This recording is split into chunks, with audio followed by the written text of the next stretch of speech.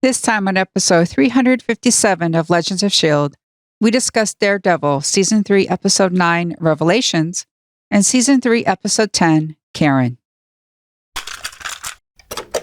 I'm David S. Dawson from the Intellectual Podcast, a show that spotlights creatives from all walks of life, part of the Gonna Geek Network, just like the show you're checking out now.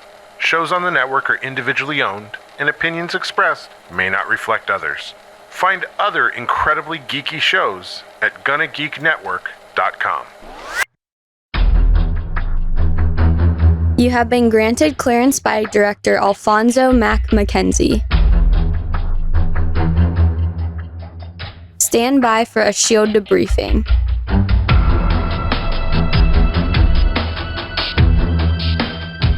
All information to be discussed here is classified and may only be discussed among agents granted clearance by the S.H.I.E.L.D. Director.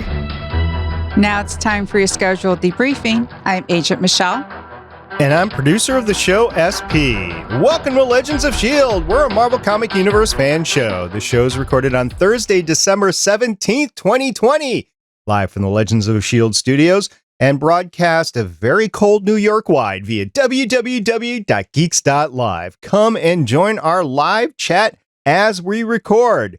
Michelle, happy Wright Brothers Day. They did the airplane. Something I hope to go on one day again.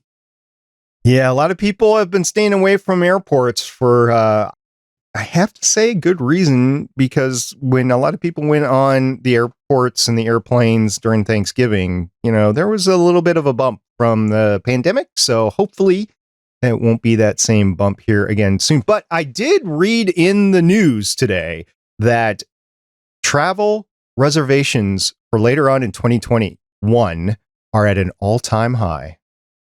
People are being very optimistic. A little bit, but they're also cooped up. They've been cooped up for like more than a year, so why not take advantage of some of those deals? And I might add that I will be moving my son this weekend, and in order to move him, we actually have to stay in a hotel for a night. It's not my preference, but we're going to do it. The rates for the hotels, I've never, ever stayed in a good hotel. Well, one other time, actually, now that I think about it.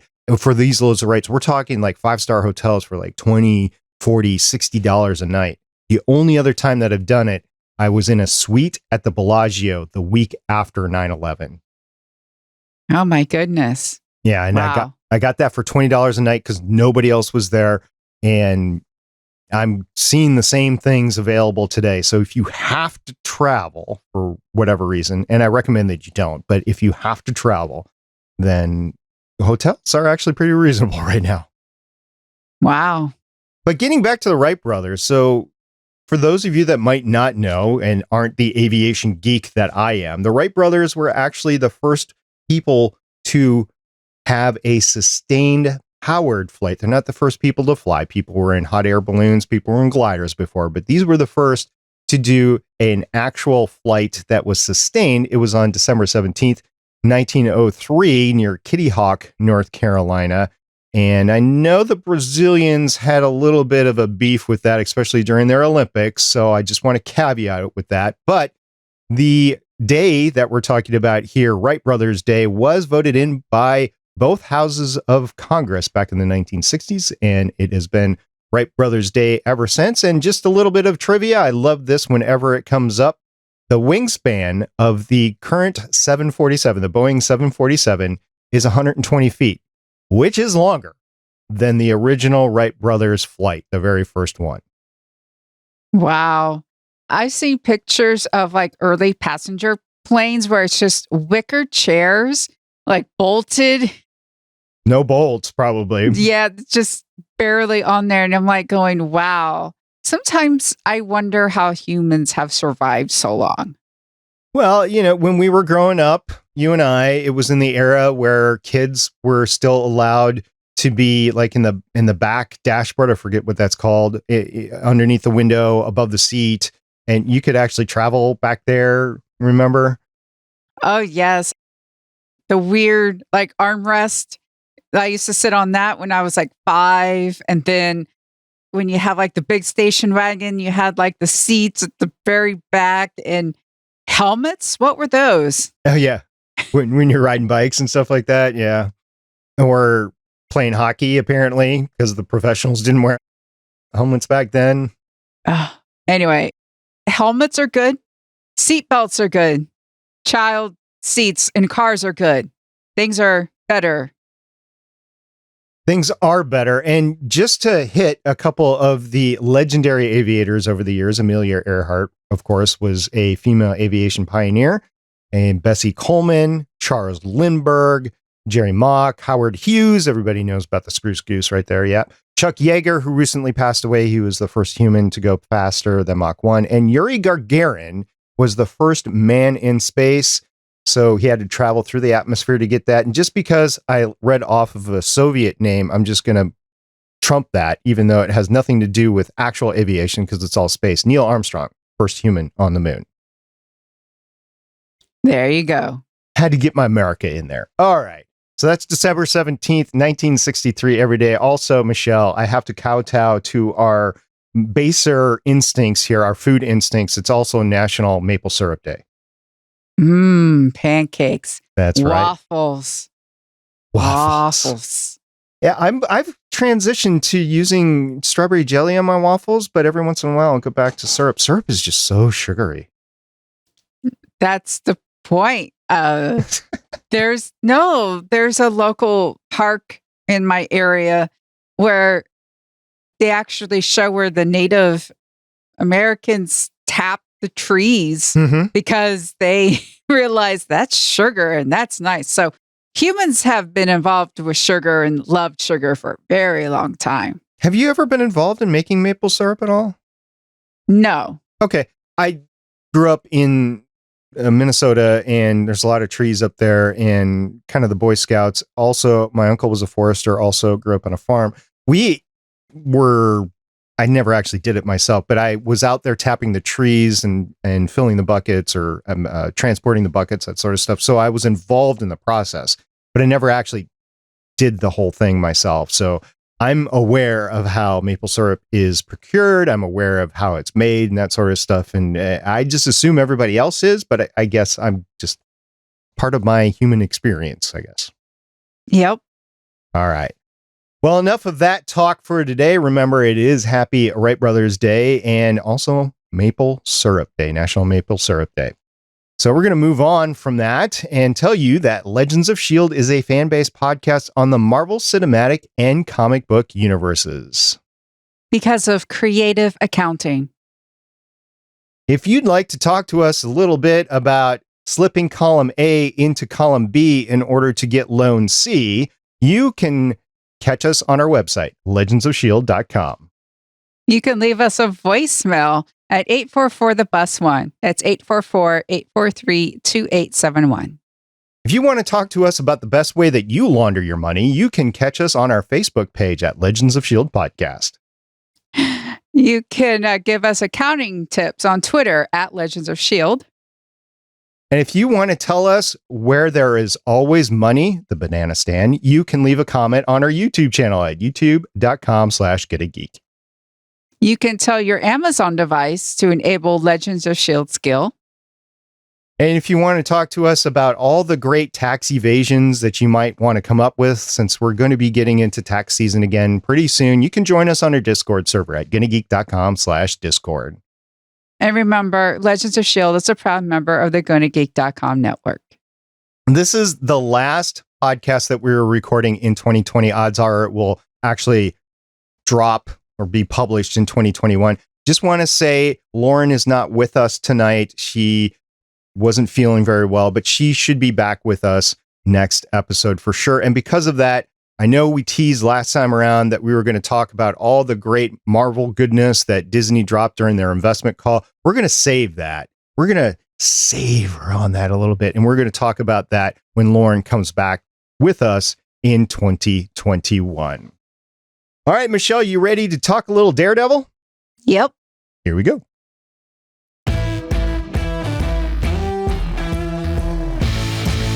Daredevil, Season 3, Episode 9 and 10, we'll be talking about today, Revelations and Karen. They were published on Netflix October 19th, 2018, along with the rest of Season 3 of Daredevil. We're going to be running down the creative team behind both episodes. Michelle, why don't you run down the creative team of Revelations? This episode was directed by Jennifer Lynch, who has 42 directing credits starting in 1993, including 3 Psych, 2 of The Walking Dead, 4 Teen Wolf, 1 of The Last Ship, 1 Once Upon a Time, 1 Jessica Jones, 1 Agents of S.H.I.E.L.D., 2 Elementary, 1 Daredevil, 5 American Horror Story, and 1 Ratched. This episode has 2 writers. Their first one is Erik Oleson, has 14 writing credits starting in 2002, 1 Andromeda, 3 Chase, 4 episodes of Arrow, 3 of The Man in the High Castle, 3 Daredevil, and 1 Carnival Row.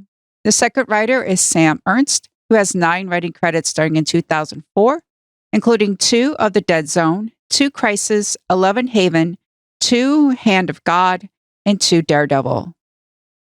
I wanted to save this for after I talked about the next episode, but the creative teams for both of these episodes are just amazing talent, and it really came through with the episodes themselves. We'll talk about that later, wouldn't you say? Yes. So with the second episode that we are covering tonight, Karen, it was directed by Alex Garcia Lopez, who has 17 directing credits starting in 2008. 3 episodes of Misfits, 3 episodes of Utopia, 1 episode of Fear the Walking Dead, 1 episode of Luke Cage, 2 episodes of Cloak and Dagger, 2 episodes of this series, Daredevil, 1 episode of The Punisher, 2 episodes of The Witcher, and 2 episodes of Cowboy Bebop.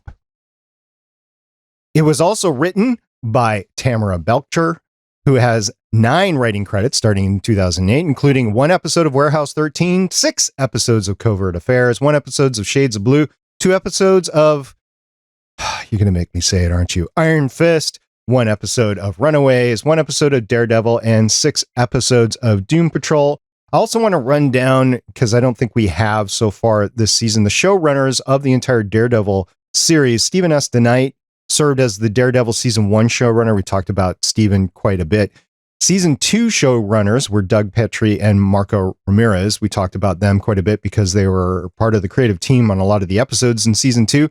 Season 3 changed showrunners again, and it was Erik Oleson who was the co-writer of the first episode that we're going to be talking tonight. So Revelations of Karen. First of all, I love the fact that these titles are one words, and they're so descriptive after you watch the episode to what the episodes are. Wouldn't you agree, Michelle? Yes. Revelations, it's the fallout from Matt learning about Maggie being his mom. We learn how Maggie ended up with Matt's dad, Jack. We learned that Fisk not just has one FBI agent, but basically has, I don't know, an entire team, maybe the whole agency, I don't know, but he has a lot of people under his belt. We knew it was a lot. We knew he was 20 steps ahead, and we're just being proved right. We are. And the second episode was titled Karen. That started off with a big flashback, which is at least a third, if not a half of the episode. As I was watching it back the second time, I don't think it got quite to halfway through, but it was very descriptive about the backstory of Karen, which we've kind of heard a lot about, but we never knew the details of. We now know the details of why Karen basically can't go home, why the dad is so standoffish of it. And it's just a tragic story. And what happens later in the episode all has to deal with Karen as well, because she has tempted fate by telling Fisk that she was the one who killed Wesley. And of course, he is exacting revenge on that. And it sets up 2 amazing episodes. I'm glad that we were able to watch these back to back. I think they're very plotting episodes, but they mean so much after watching 2.5 seasons of this, as well as everything else, including Defenders. It really hits home, these 2 episodes, and it's really impactful. It really hits you in the intellectuals watching these episodes, in my opinion. Yes. Of these 2 episodes, there are 4 main themes. I would say about 2 themes per episode, but there's 4 main themes in these 2 episodes, and I'm just going to rattle them all off, then we're going to talk about them individually. The first big theme that we're going to talk about is Sister Maggie's flashbacks, which was fun for me learning that backstory, at least in the terms of the show here. Karen's flashbacks, Fisk's, the fact that he owns all the FBI and that he is basically running all the crime bosses now after what happened in the episode. He's really Kingpin. We get that nickname Kingpin as well. And then Dex is sent by Fisk, but kills Father Lantham in the church. And that is the big fight at the end. So those are the 4 main themes. I'm going to leave it up to Michelle. Which one do you want to cover first? We're going to cover what I keep saying all the time. You never trust plastic in a room.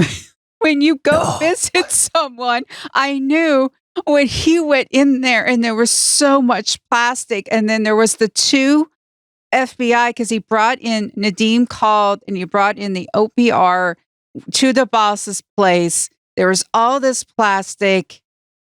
I knew Nadim wasn't the one who was going to break bad. I think we've agreed that he was vulnerable, and he was vulnerable by trusting his boss, because his boss sets him up because she shoots the guy, and Felix Manning is there. There's the gun. Now we have this over your head. And he tries to call her, Hatley boss. And she's just like, I'm not your boss anymore. Wilson Fisk is. And it's just that big reveal when he walks into that room. And at first it was just one, and then the other, and then just that whole pan, and then that big shot of half a dozen, 10 people at least. It was a full conference room table. Yeah, it's a full conference room of just suits, not just like regular on the ground agents. We're talking in the office, having power, suits, all working for various reasons for Fisk. There is so much to unpack here.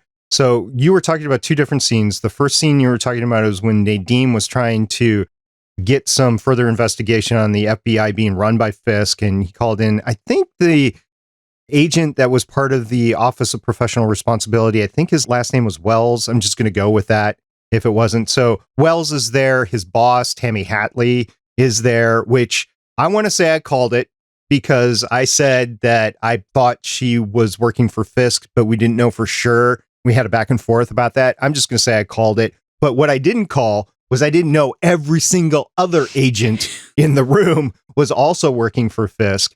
And that was a surprise. It wasn't a surprise that Tammy was, because we talked about why she would be making the moves that she did, and they weren't proceeding smartly. And it was to cover the fact that they were working for Fisk. We know that now. And nobody is happy with it. They've all been duped into this. They've all had something over their heads in order to get them here. And I'm just thinking, if that many people, they could probably band together and do some sort of group confession or whatever to prevent other people from getting in there. Because the one thing that Tammy really wanted, she really wanted Ray not to become part of this. She did everything she could to try to push him away. But in the end, Fisk is thinking so far in advance that he was the reason, going back to episode 1 of this season, Fisk was the reason that Ray's sister-in-law lost medical coverage, and that put him into debt trying to cover her care. And that Fisk has been plotting probably way before then in order to get here. So at least 2 years that Fisk has been plotting. That's how far advanced he is. That's how far in front of everybody that he is. So it's very, very touching. Also, I want to back up a second with Ray and say that Ray Nadim, he's shot, he's losing blood. It's a possibility that he's walking dead right now because he hasn't been able to get any care. He could be septic because of the gun wound. He is losing blood. He's still bleeding through his shirts. And of course, all we know that TV medicine is get the bullet out and then you're fixed after that, after some rest, right? After a day or so rest. That's how gunshot wounds work, right? Well, he's not been getting that. So if I was to make a prediction, and disclaimer, neither Michelle, Lauren, nor I have seen beyond episode 10 here, I would say that Nadeem's health is in severe threat. And then I also want to say that I think he could be doing some things a little bit smarter. I think he could be maybe protecting his family a little bit more. He could make some moves here because he's just been doing what he's been told so far. And I give Ray a little bit more credit than that. I think he could be making some moves here to try to either get himself or his family out of the situation. I think he made a move.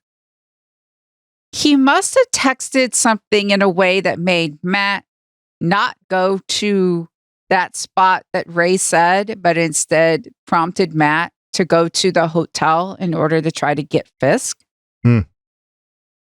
That's just an idea. Yeah, I was thinking of that, but Ray texted or said everything that he was told to. He didn't deviate at all. He was very plain with Dex on that. I did everything that you told me to do. You were standing right there. There's no way I could have tipped him off. He said, I said everything that you wanted me to say. Texting isn't saying. Okay. So there is an out there. But the other thing I was going to say is Daredevil, Matt, has had so much going on between head Jack, whatever you want to call him, and head Fisk, which that was a wonderful transition between head dad and head Fisk right there. That he has so much going on in his head that I think he's making those thoughts as well. He's not as good as Fisk, but he's almost there with Fisk. So he's thinking as far ahead as he can and just thinking that everything's a trap, that he's being outplayed, which is a good assumption to be thinking with Fisk because Fisk is just that good. Yeah. And now he's got the crime people. And what gets me is there's the woman from Luke Cage. So I've often wondered, would Luke Cage season 3 have had Kingpin in it? Because they had her. I can't remember her name. She's the Italian. Carboni? Yeah. She's from Luke Cage. And if you remember at the end of season 2 of Luke Cage, she's there in Harlem's Paradise in that power role. And she's the one that just turns to Fisk and goes, well, how can I give you the money? Like, just boom.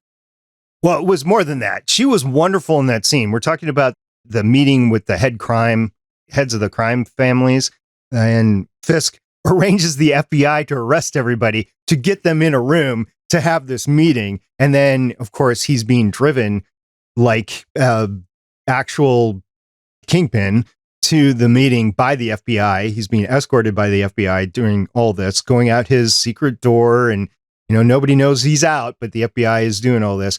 In the meeting, Carboni was so good. She's like, actually, for any recording devices, like, no, I don't know who any of these people are. Yeah, yada, yada, yada. She went down that path, but then she wasn't dumb either. She was sitting right next to Fisk, and she's like, okay, what's going on here? I assume you want something. And then he goes into the cut and he has Dex, I think, kill the head of the crime family that was being dissension. And then she just turns to him and is like, I just have one question. Where do I give you the money? How do I get you the money? And he's like, it's now 25% from 20%. So he is actually bankrolling quite a bit. I don't know. I'm not a crime lord, so I don't know. I don't know if that 25% is their cut, the crime family's cut, or if it's 25% of net. So I don't know if it's net or gross sort of thing. But regardless, 25% is a huge amount. Yeah, but they're getting FBI and politicians and protection. So there we go. Which leads me to Foggy's opponent. And if he's in Fisk's wallet right now too, I'd venture to say yes, he is. Otherwise, he'd be pushing. Yeah. I know Fisk has enough pull to make sure the cops don't show up at the church where Karen is. Okay, let's talk about that for a second because I have a specific note on that. Who told that Karen was in the church? There's two people that I think it could be right off the bat, and each one hurts. One is Father Lantham. I don't think it's him because he dies in the second episode here. The other is Sister Maggie, which has all sorts of connotations to it. She even said she was going to go out and make calls. So I think she either inadvertently or just straight up told Fisk where Karen was. Why would she do that when she knows Matt is against Fisk? Like, she already feels awful for not fixing her mistake by not telling Matt that she's his mom over and over again. I mean, there he was. He went to the church and she could have told him anytime where she was like stitching up his wounds and stuff. So why would she go tell his number one enemy where one of his best friends are? Hear me out. Walk with me. It's a little bit of a journey. It might be totally messed up, but so is Sister Maggie a little bit. She could be thinking that this is a way I could get Matt back to the church to talk to me. No, it'll just get Matt angry that she betrayed him yet again. He already feels betrayed and alone. So her going to Fisk is just a quadruple betrayal. Well, she might not be thinking that clearly ahead that if he finds that out, then he figures out that she's being betrayed. I think whoever she trusted is the one that did it. Okay. I think it's more like that than her doing it on purpose. The only thing I think that's not the reason is because we haven't seen that character. In these shows, there's very rarely a case where something like that happens with a character that we don't know about yet. It happens. I'll give you the possibility. Or if he has Maggie and he's told Maggie that he'll save Matt and he'll clear Matt's name if she tells him where Karen is. If it's something like that, it has to be a little bit more than, oh, I want to get Matt back to the church. If it's one of those, I will clear Matt's name. I will get the FBI off of Matt's tail, off of Daredevil's tail, if you tell me where Karen is. Now, if it's something big like that, then I'm on board with USP. Okay. Can you give me anyone else who it could be that told where Karen was?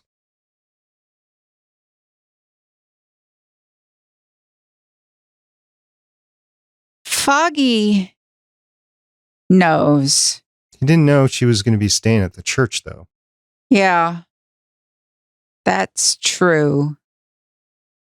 Basically, by process of elimination, I think we're down to Sister Maggie. Because of Father Lantham did it, that story goes nowhere. I think you might be right, by the way. I think it's Sister Maggie, so it comes down to what her motivations are. And I think you touched on a big one. I think I can't discount the one that I came up with. But either way, it's going to be fun in a couple of weeks coming back to this series and finding out who told about where Karen is, because that's not going to be a secret. That's going to come out. Unless they have surveillance on the church. Now, remember, you've got that Miss Shelby, and they've got cameras like good grief everywhere. Yeah. Because you have to remember that Kingpin knows that Matt is Daredevil, and he knows about Matt's past. So he would know about the church and the father. So if he's had the church under surveillance, then he would know that Karen is there. And him having the church under surveillance, I believe. It's a good possibility. I think for story reasons, we only got 3 episodes left, but for story reasons, I'm going to go with the Sister Maggie. And I could be wrong, but I'm just going to go with it. And we'll see which one of us are more right. It could be a combination because the show is definitely throwing us some loops, right? But we'll just see what it comes out to be. And if our listeners have any sway in this, then you have not seen the next 3 episodes, then let us know. Talking about Sister Maggie, we do get some flashbacks for her going all the way back to when she met Daredevil, Matt's dad, Jack, the boxer.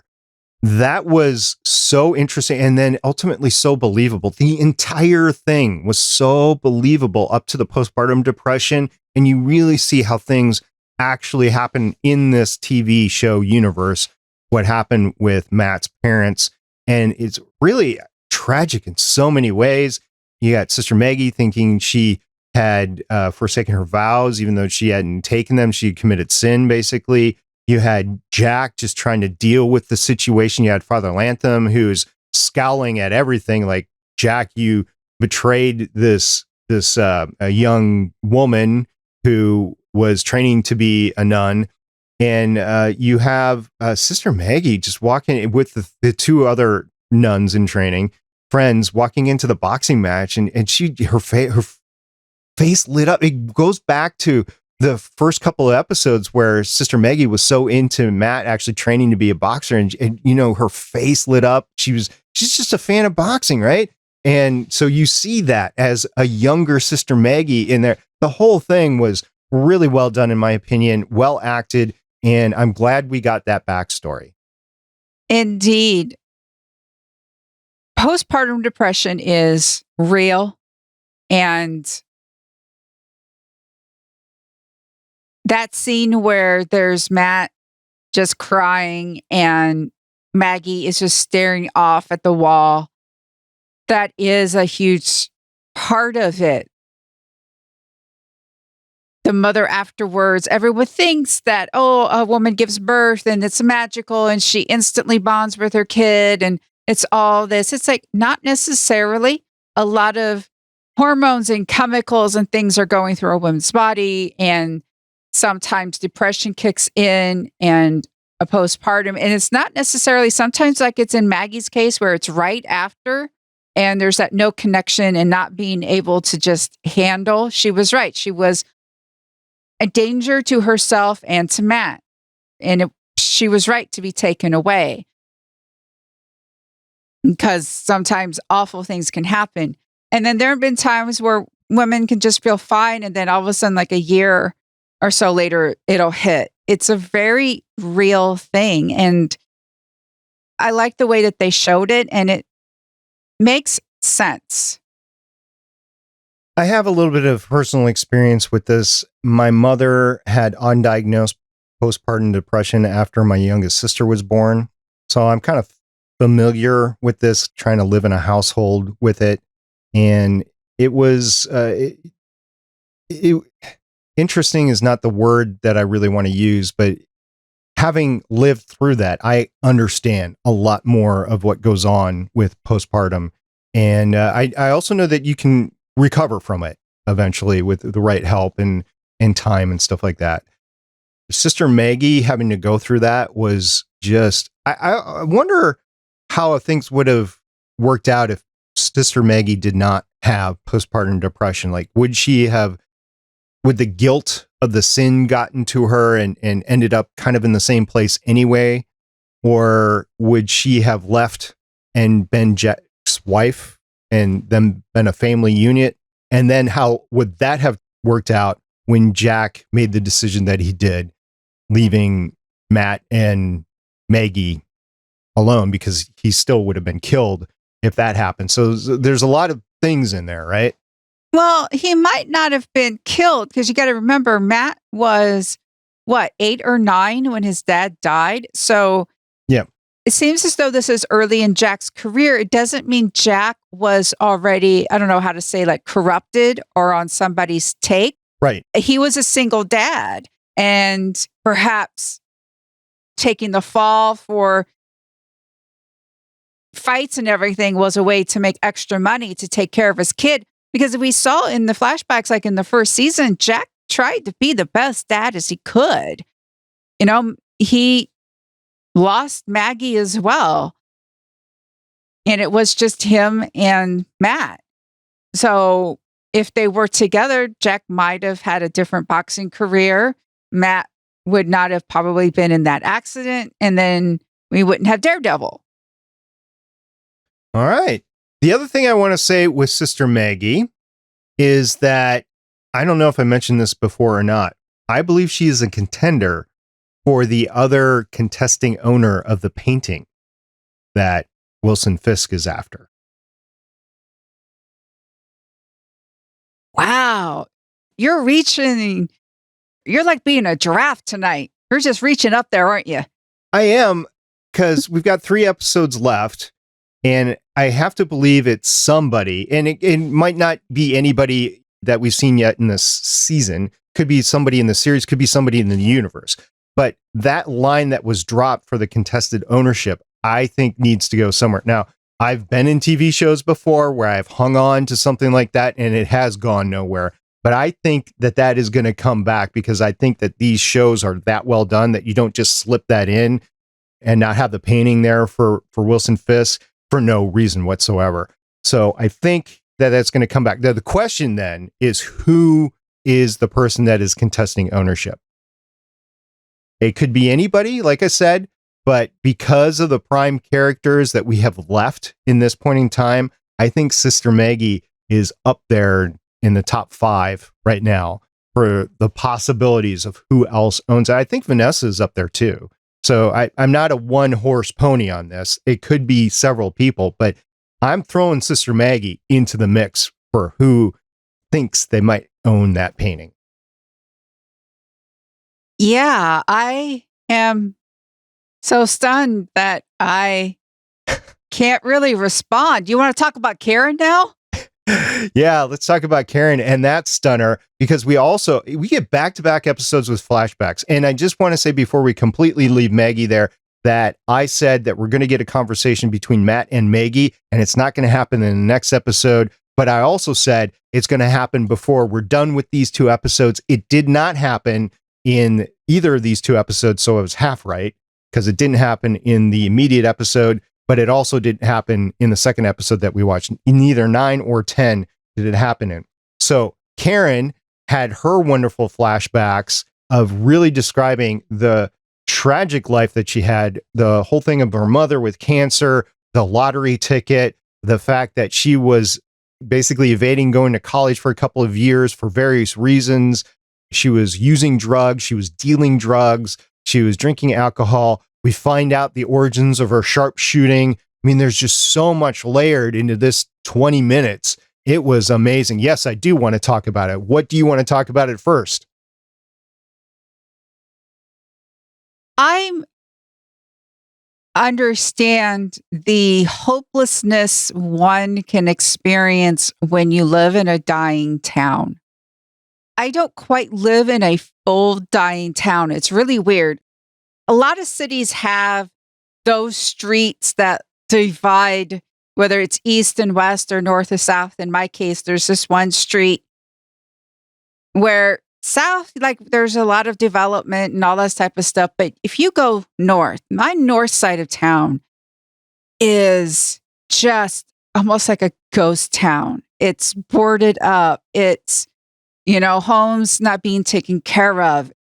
And there becomes you don't know your way out. And Karen, with losing her mom and feeling the necessity to step up into that role and taking care of the books for the diner and doing all these things that she didn't want to do in this place where she knows is dying.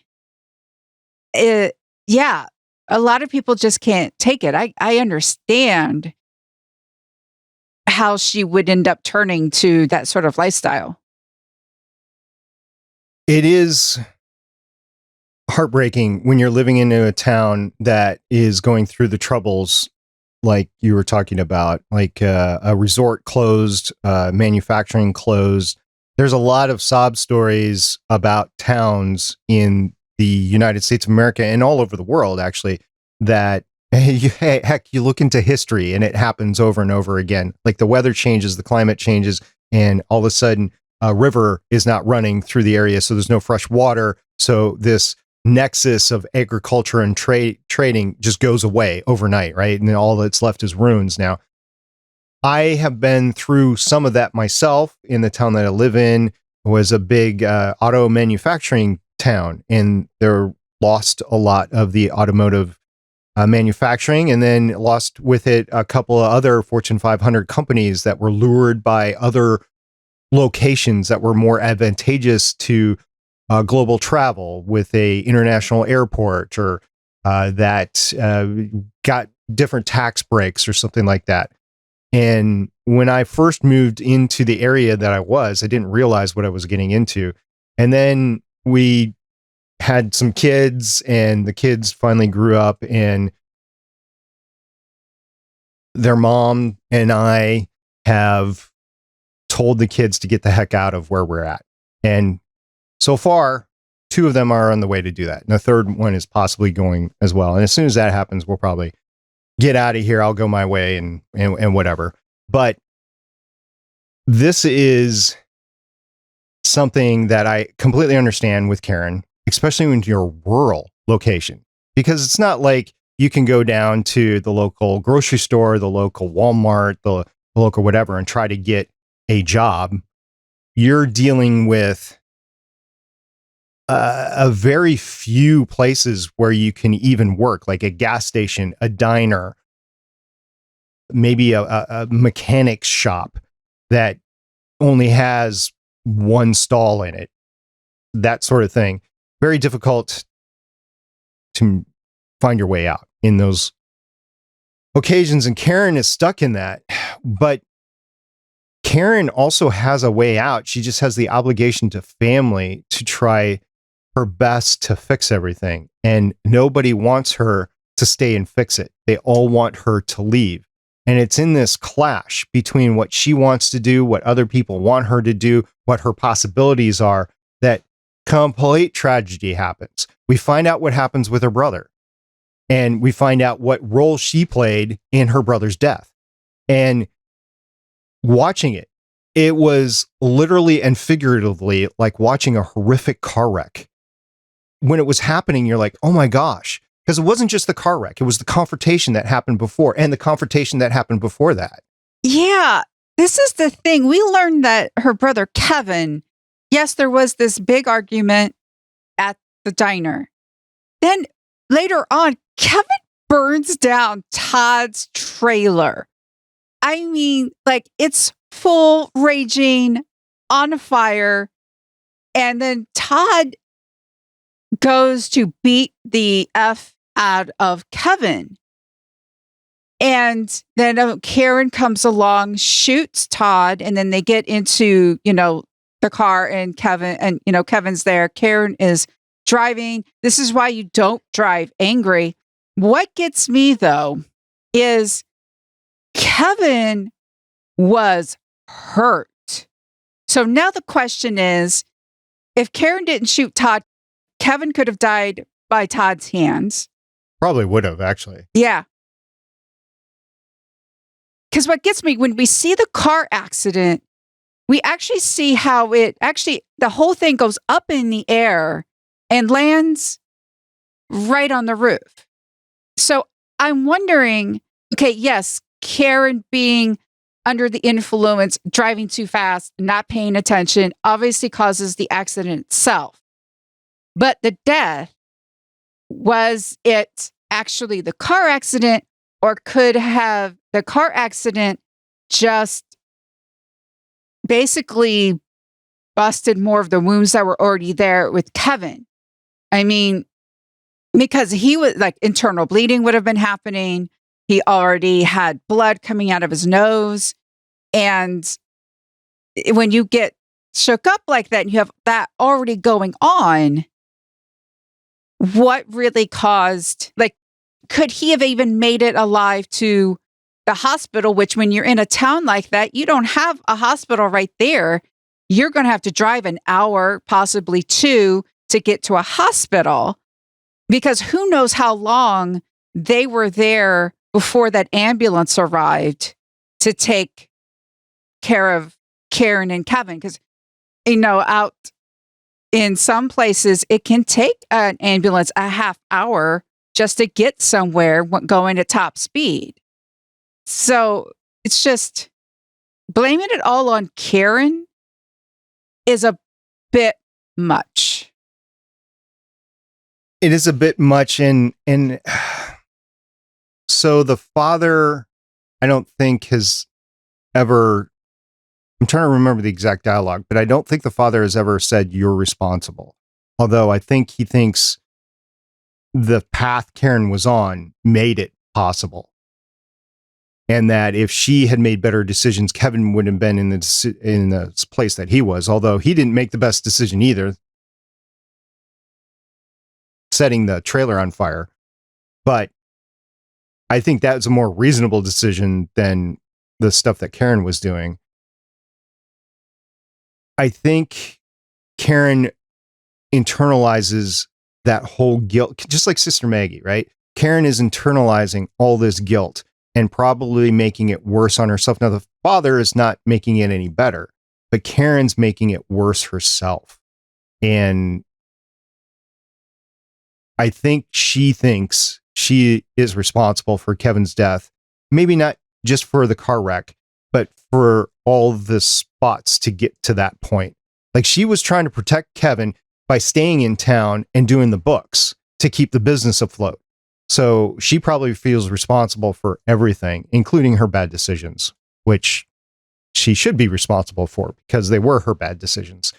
I will say the one good thing that came out of this was the sheriff, Bernie, actually acted in what he thought were the best interests all along.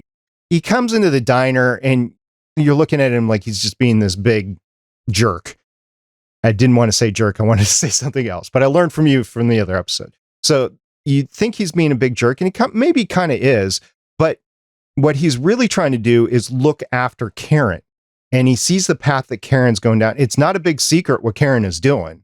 Everybody knows. The sheriff probably knows, but they're letting it slide, and he's trying to give her some tough love as a lawman can, and pointing out different things. Like, he could have said nothing about the blood in the eggs. I mean, I would have said something about the blood in the eggs, but he could have just let that slide, just not ate that egg. But he called it out for a reason, that he wanted her to know that he noticed she was bleeding, and he knew why, because of the drug use and whatever. She said, oh, it gets dry this time of year. Yeah, I have had bloody noses myself, and I don't use drugs, so I can kind of see that. But I think in context here, that's where it was going. And then after the accident, Bernie's like, you guys have suffered enough between the mom dying of cancer, the brother dying of this accident, and the fight, and everything. So let's get Karen to a better place. Let's let Karen be the one to escape. So Bernie helped out a lot. And I can't help him in the back of my mind thinking of Bernie's backstory, having some sort of past relationship with Karen's mom. You know, maybe that's why Bernie did the things that he did, or maybe he's just a good guy. But I don't think we're going to go down that road. I don't think that's going to be a part of the story. But you kind of wonder why somebody's going to be doing that. Anyway, you see where Karen came from, and then she moved to college and started her life there. And we kind of see the result of what happened after that. But we've always known that Karen can be a party girl. I mean, we saw it in this episode, and she's also very capable of a lot of things. She's capable of the sharpshooting. She's capable of taking care of tough situations. And that is what puts her in the nexus here in the middle of Matt and Foggy and Fisk, is she takes things head on when it counts, and she has made things count over the years. So there's just so much packed in there with Karen, and that the character has been so well written. We've seen Karen not only here in Daredevil, but also in Defenders and Punisher. And Karen has been very pivotal in this universe. Yes. And I really liked getting to know her this way, and how she stood up to Dex in the church. You know, she actually came out, lured him. She actually thought she was going to die. She was ready for it. She was shocked that the father took the knife for her. And then we realized Matt had a decision. Does he go and kill Fisk, or does he go save Karen? And he decides to save Karen. And when she runs up to that second, balcony, she's not just sitting around, she's actually finding a weapon and eventually just hits Dex and, knocks him over. Obviously Dex gets away, but, she's helped Matt, out of that situation. And Matt's, of course, beaten and bloodied again. To the point where Matt passes out. And I'm thinking as I'm watching here is that there's no way that Matt's going to get out. I think Matt is going to be apprehended by the law. Maybe I'm wrong on that. I don't know. And that's going to cause some things to happen. Foggy is going to get a little bit more involved. We didn't talk about Foggy enough. There's been so much other things that's going on. I just want to mention that Foggy now finds himself in the face of Fisk, with Fisk now controlling the diner and the diner's family, which is Foggy's mom and dad and his brother. So all of a sudden, where Foggy thought he was immune to Fisk being out in the open, he's not. Fisk has control through the Red Lion Bank loan and through Felix. But now with the church and the aftermath of what happens in the church, with a priest being killed, with different parishioners being killed, this is a big deal. It might have seemed like a small fight because there was not that many people in church. This is going to be a huge deal in the news and in the community. Yes, and Dex is wearing that Daredevil outfit again. And such a shame. And Matt keeps on losing advocates as things go on. Matt did have a very dramatic last conversation with the father at a pool hall. And that's kind of an interesting place to see a priest, right? And knowing I had a great uncle who was also a priest, you learn that they are human beings as well, and they like certain hobbies. In the pool hall, you have a little hustle that's associated with it, right? So you're wondering if the father is in there to hustle a little bit, or maybe he's trying to do a little service there for the people that he's playing pool with. I have no idea, but it was just an interesting situation to find the father. So Matt has this last conversation with him. I should have known, and I didn't at the time, but I should have known that would be the last conversation that the two of them had. And later on, the father, as he's dying, whispers, and only Matt can hear him. I think he's in Karen's arms at that point, and I don't even think Karen heard it, but he whispers to Matt, "Please forgive me." And Matt hears it. I think it shakes Matt a little bit in the middle of the fight, but the father couldn't wait because he knew he was dying. He knew he needed to get those last words out. So that whole scene in the church with Karen, you were saying Karen acted so heroically. She did. She got everybody out. She thought she was the target and she was going to take the knife, and there's nothing more that she could do at that point. She's a fighter, but she knew when she lost, and the father came in to save her. And so she was able to save everybody else and get everybody else out by using herself as bait. And all these selfless vigilantes love to do that. But she was able to get everybody out. And then she was in the exact same situation where Dex was going to find her again if Matt hadn't intervened up in the balcony. And Karen was able to take Dex by surprise because Matt was there. And they were able to get out of this. But I'm wondering, so we've had an episode called Aftermath this year. There's going to be aftermath to this, and I just can't wait to see what's next. I'm glad I stopped. There's just so much heavy stuff that happens in these episodes. I like being able to stop, to talk, to have my therapy session, to talk to you and Lauren about it, and to be able to move on and catch the next couple of episodes. There's just so much here. This is definitely a series that I think would have been better off taking one episode at a time, like one episode a week, rather than throwing all 13 on over a weekend. Yeah, I do like having the two at a time. Yeah, it's a lot. And I really liked how they used Matt's hearing again in this one, because the father says, "Matt, please forgive us." And then Karen actually says, if you can draw him this way, I could get the people out, because she knows she can whisper and he'll hear it. And it was a great use of, again, reminding us that Matt has that skill that Dex doesn't. You still have Dex under Fisk's control. You still have Ray trying to find a way out. There are still things at play here. We have 3 episodes left, and I got to believe that they're not going to leave it in a cliffhanger, because I haven't heard anything about, Daredevil ended on such a cliffhanger that I'm never going to watch this stuff again, especially since it was all canceled. So I haven't heard that. So I'm looking forward to seeing the final 3 episodes and see how it's concluded, because this is the end. This is it for Daredevil, unless the rumors are true and Charlie Cox is actually going to be part of the Spider-Man universe now. But this is going to be it. And there are 2 more series after this. So not only do we have the 3 episodes, we have Punisher and Jessica Jones, but this is going to be it for the Daredevil, which started the whole Defenders universe here on Netflix. I know. I was sad when it was canceled. Hearing Iron Fist being canceled, it's like, okay, I can understand. But then when they announced Daredevil being canceled, I'm just like, oh, this is going to be the end of all of them. Because that's the flagship.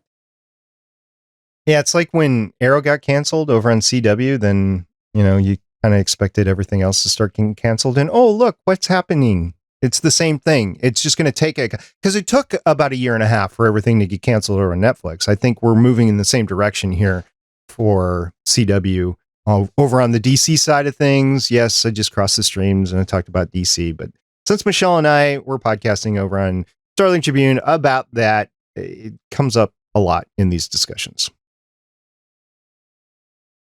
Anyway, next Thursday, we're going to be talking, not next Thursday. This is going to be in 3 weeks. So this is our last episode of 2020. We're going to take a holiday break, much needed holiday break. And then we're going to come back at it in the first week of 2021.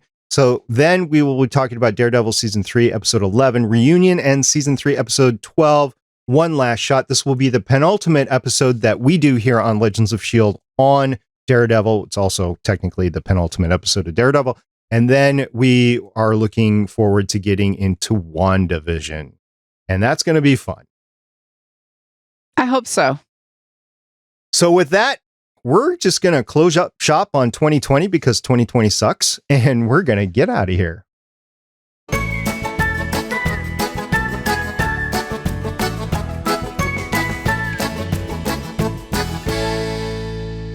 Well, I don't think I could have gotten through 2020 without our listeners. So thank you very much for listening and commenting on all of our episodes. Thank you for all the comments in Discord and all of the tweets and the emails that we get. Thank you very much. We really appreciate it. And I want to say thank you very much to my co-hosts, Michelle and Lauren. Thank you very much for going through everything. And I also want to extend a thank you to Haley, who took us all the way through the end of Agents of S.H.I.E.L.D.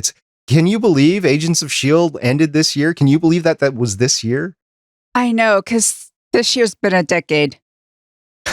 It's just, yeah. Thank you to everyone who's sticking with us. I hope we have brought some joy into this quite unique year. And I'm really glad I get to come on every week and hang out with some friends and talk about some good Marvel stuff. So stay tuned to when our recording is going to be in the future with WandaVision coming out on Friday night. It's a good bet that we're going to be changing nights. So stay tuned for our announcement on when we will be recording. And you can join us live at geeks.live when that happens. So until next time, until 2021, I'm producer SP. And I'm Agent Michelle. See everybody next year. Thank you very much again for this year. And wow, Daredevil. This is probably a good way to end on Daredevil on this specific moment for 2020. Yeah, it fits. Okay. It fits. Bye. Bye. Happy holidays. Happy New Year. Thank you for listening. If you want to leave us feedback, go to gonnageek.com and you will find all our contact information and other shows. You can also visit legendsofshield.com where you'll find our complete archive of podcasts. The music heard on this podcast is by Kevin MacLeod, found at incompetech.com, and also artists on pond5.com and audiojungle.net. The opinions heard on this podcast are those of the individual hosts and do not represent Stargate Pioneer Productions, Legends of S.H.I.E.L.D, or Gonna Geek. Agents of S.H.I.E.L.D is the property of the Disney Corporation, Marvel Studios, and ABC. No infringement is intended.